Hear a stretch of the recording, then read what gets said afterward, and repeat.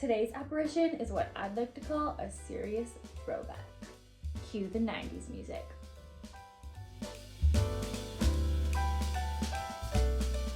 Today, we're going to be talking about Our Lady of Mount Carmel. The apparition of Our Lady of Mount Carmel is the oldest of all of the apparitions we've studied together in our Marian apparition series, like by far. Our Lady appeared to St. Simon Stock on July 16th of the year 1251 when he was 86 years old.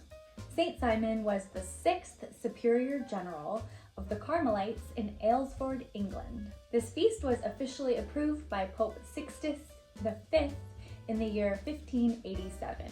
Mount Carmel is an actual mount and can be found on the coast of the Mediterranean Sea in Israel, overlooking the modern-day city of Haifa. Mount Carmel is also a biblical place where the prophet Elijah dwelt and prayed for the salvation of Israel, who was experiencing a severe drought during his time.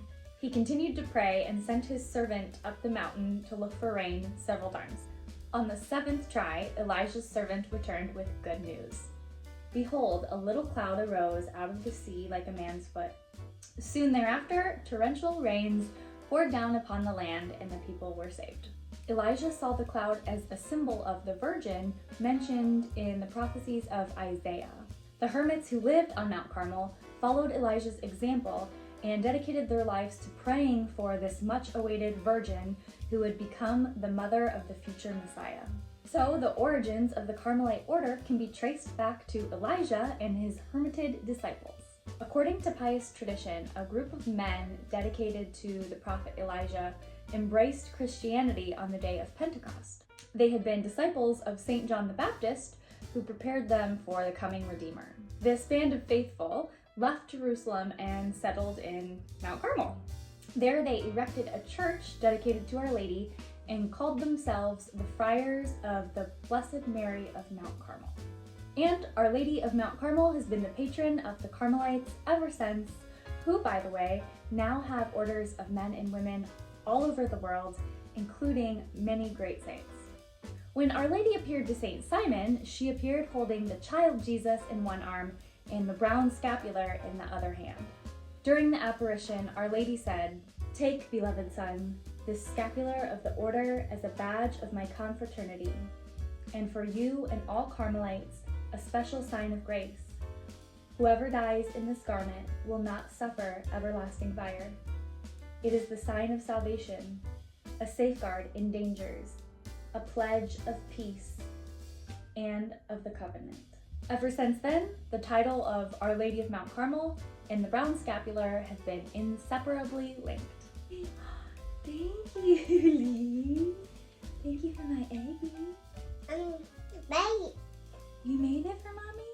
Yeah. Thank you. Bro, I love you. While this is the only apparition in this set of apparitions that we have record of, heaven has made countless references to Our Lady of Mount Carmel and the scapular ever since. For example, Our Lady's last apparition at Lourdes was on July 16th, 1858, the feast of Our Lady of Mount Carmel. During the final apparition at Fatima on October 13th, 1917, Our Lady first appeared as she had been in the previous apparitions to the children as our sorrowful mother with her heart exposed. Then she actually appeared to them as Our Lady of Mount Carmel with the scapular in her hand. She also appeared as Our Lady of Mount Carmel with the scapular in her hand at some of her apparitions in Garabandal. Many saints and popes have also made reference to this scapular and its miracles. Some are the following. One day, through the rosary and the scapular, Our Lady will save the world. The rosary and the scapular are inseparable. All Catholics should wear the scapular as part of the Fatima message. May they all see in this keepsake of the Virgin herself a mirror of humility and purity. May they read in the very simplicity of the garment a concise lesson in modesty and simplicity. Above all, may they behold in the same garment, which they wear day and night, the eloquently expressive symbol of their prayers for the divine assistance.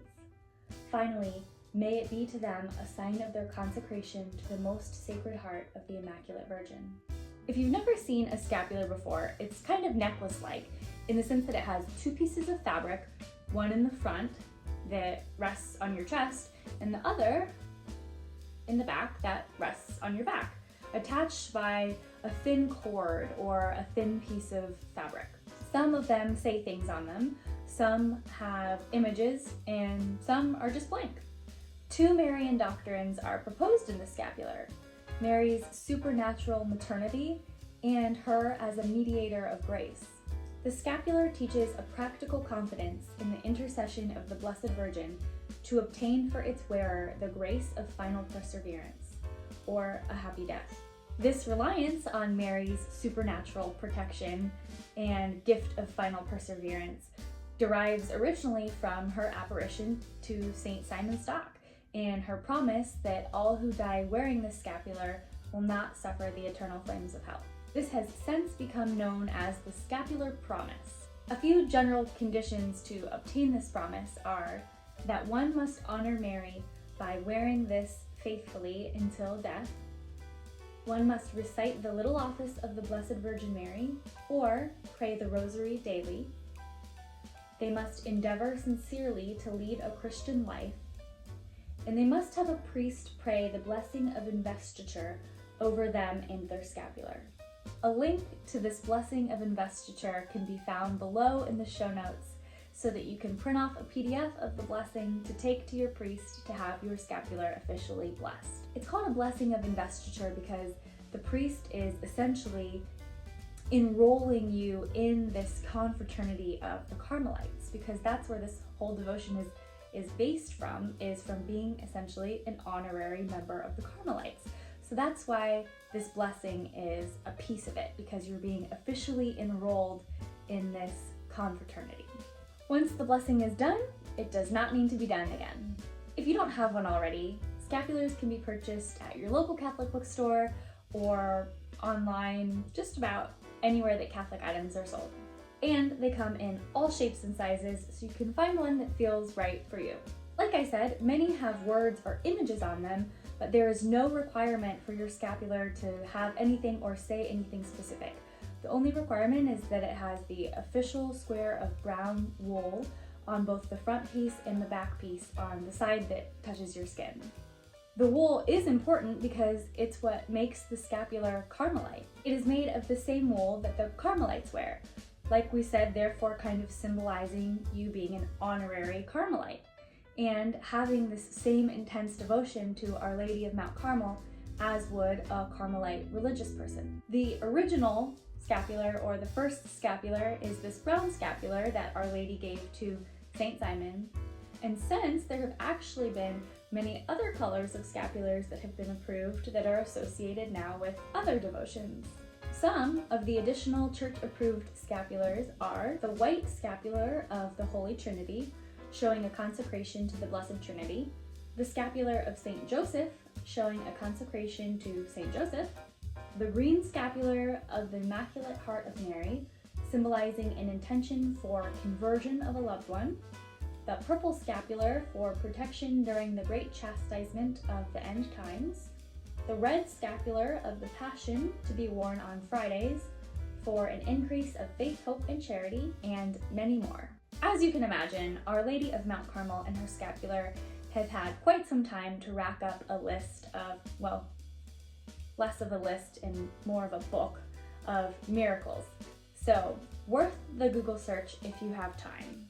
The amount of conversions associated with one agreeing to wear the scapular is incredible. So, if you have a loved one you're trying to convert, do whatever you can to try and get a scapular on them. One miracle that I thought was really cool, well, they're all really cool, but one that we have time to share today occurred in France. And it happened in front of lots of people. So it's really well documented and everyone there got to see. In a general assault in 1622, one of the king's officers received a bullet straight to the chest, which should have been fatal.